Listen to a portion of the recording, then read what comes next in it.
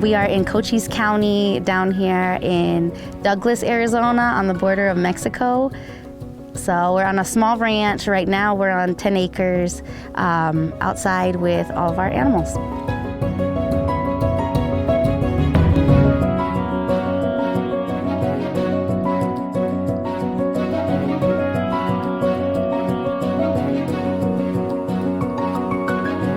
My background, my family background, her background is all city. So coming out here was a challenge.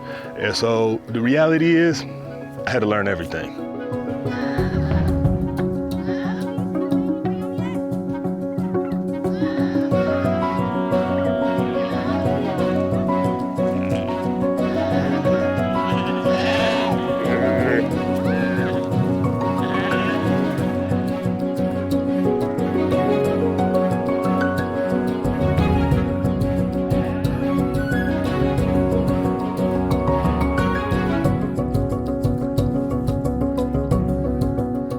We have everything except horses. Ducks, turkeys, chickens, pigs, goats, sheep, cows, alpacas. I don't know. There's just so many. I'm like, we specialize in goats and sheep though. Building enclosures and fencing. So I put up fencing for my dog, and the dogs I know they bury under, put concrete. So I've learned a lot of the basic stuff that you do with dealing with these things. It's just taking that knowledge and implementing it into this environment. It turned into building a ranch because we couldn't find any other Black-owned ranches in the state. And I was really shocked by that. And to build a future for my children, you know, we had to set it up for them. So we had to build it first. And then it really just ballooned because people were reaching out because they didn't have any support as well. Now we work with people all over the country. Every day I'm talking to different farmers. We talk, you know, animals, food systems, crops, sales, profits. There's a lot that we talk about. I talk to people about where they're gonna farm, what they're gonna farm, how they're gonna get started. I mean, if you're like me, there's nobody here to teach you, so you're gonna have to go through the trial and error. You know, think things through and just give it a shot. In the city, I always felt congested, and I didn't really like that. I mean, to each his own. Some people would hate coming out here. One of the big things is like coyotes at night and things like that. You gotta learn about that. So it's a change, but if you really want to do it and kind of weigh out the differences, then you can make your own decision.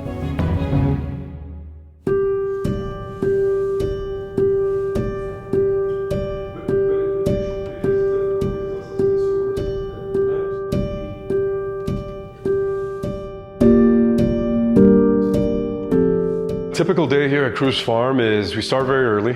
It's really important to sometimes beat the sunlight, but working with the animals is key. We got to make sure that they constantly have a clean supply of water, make sure that they're all well fed, because if the more water, the more feed, the better production we're going to get out of our animals. We do our rounds. We make sure that everything is functioning properly. This is on the daily. And being an agricultural entrepreneur, it's not only working out on the ground. You have to dedicate your office time, you have to look at your strategies, you got to look at your numbers, and you got to make sure you're consistently growing your business in order to be successful. And long days, no weekends or holidays. And coffee. Yeah.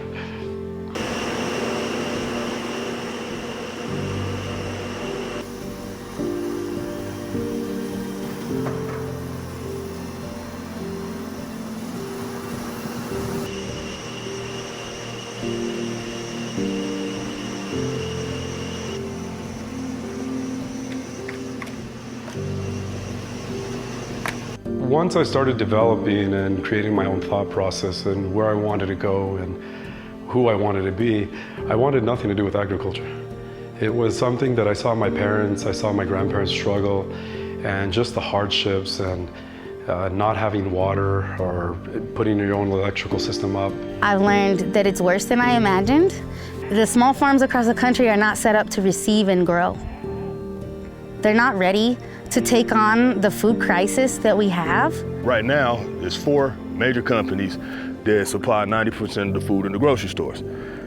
That's always a problem, as we saw in COVID. One issue with distribution, creates a whole quote unquote food shortage. The food did not go anywhere. Logistically, we couldn't handle what happened. So that's why it's important to have another system. Each farmer, each producer plays a fundamental role in our food system. And it's very difficult when a producer is working on their own because you face so many obstacles and so many challenges. I had access to many farms and many producers, and I saw processing facilities all over the world just shipping food from one country to another, and it was sad to see how broken the food system is. It was really challenging for me, and seeing that small farmers all around the world are having the same struggle. It was an easy decision in terms of coming back to my family's farm and being a part of that food system. The more that we can support our small farmers, the less we're gonna have to bring in food from other parts of the world or other parts of the nation. And if we can find a way to get the proper resources and not focus on the big players, which I'm not saying they're not important, I think they're very important, but if we can find a way that we can support small farmers, this is gonna be key to changing and transforming our food system. You guys, we need to do more, okay? We can't leave in, the one university I saw, there's like 3 or 4 people, and we're leaving the future of sustainability up to these 3 or 4 people in that state. The way I could look at it is community. I'm tired of begging my community. And I realize it's not their fault, and it's not up to them to solve the problem. We're all here now, so we have to look at different ways. There's so much more that we can do. That's all I'm gonna say. I don't know how else to say it. There's so much more that we can do, and on this trip, I learned more that I can do. So I'm really excited to implement that.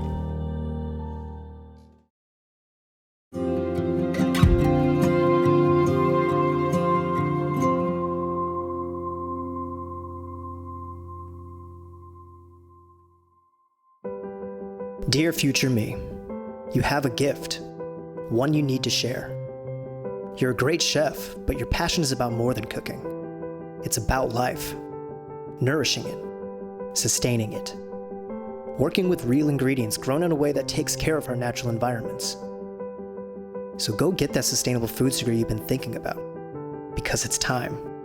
It's time to really get cooking. Love, me.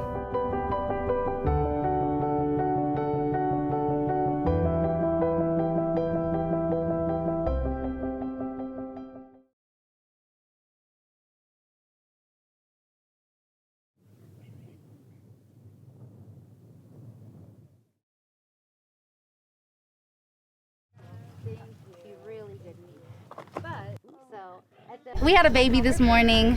We were trying to chase a coyote away, and then my daughter looked down and she was just like, oh my gosh, there's a baby. So here he is. He's our first boy from this ram right here, who's a grand champion. And then these are our 2 girls. So I was not thinking about this until COVID happened.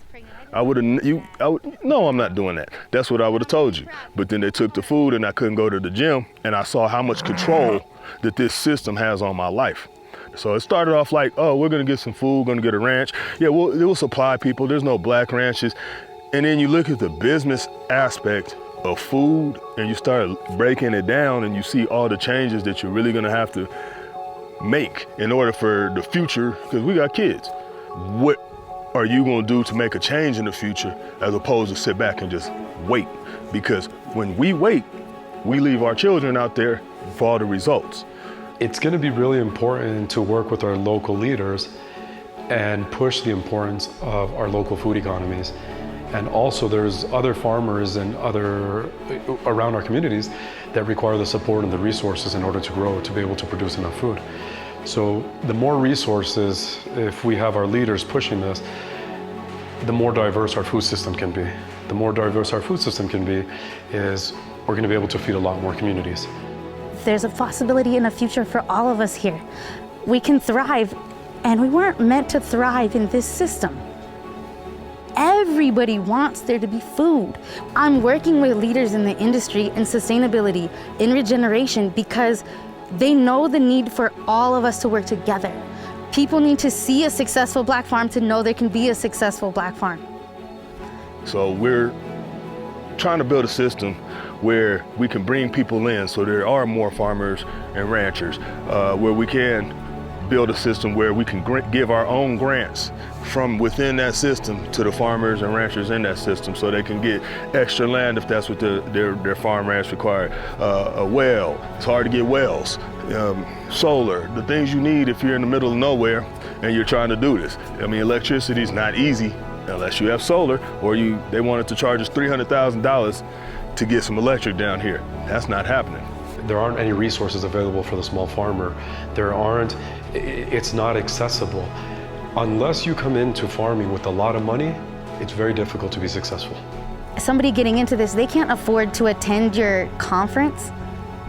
So when you say you care about equity or inclusion or justice, but you want to charge $250 for a ticket to get people into your conference, and then when I apply for a scholarship, you say that you'll reimburse me, I can't attend. Do you know what I mean? So who is your conference for? You know, and that's not just that system, that's all of them. The average age of the farmer is 67 years old. If you figure there's 90% of the farmers are white ranchers, and if their kids don't want those farms and ranches, what's gonna happen to all the farms and ranches? So other people, other cultures, everybody needs to actually start getting in it and get a fair shake and get support so that's not a problem in the future. It does require quite an investment in order to run a small farm and to be able to produce. It takes so much inputs in order to produce anything, whether it's an egg, whether it's a vegetable. You're looking at soil education. You got to understand your soil and what you're working with. You have to understand your climate. You have to understand the elements that you're up against.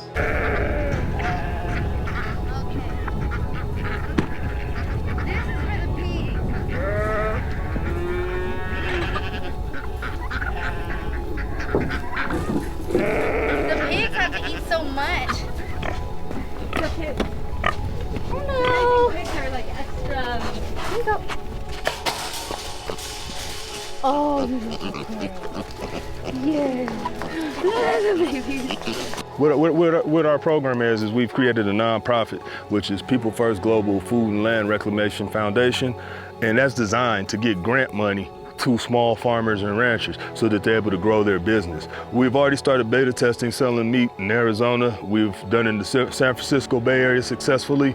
We were able to create 4 jobs, or support 4 jobs, and get somebody some food out there, which is big for us, and we're also looking to start doing it in Texas.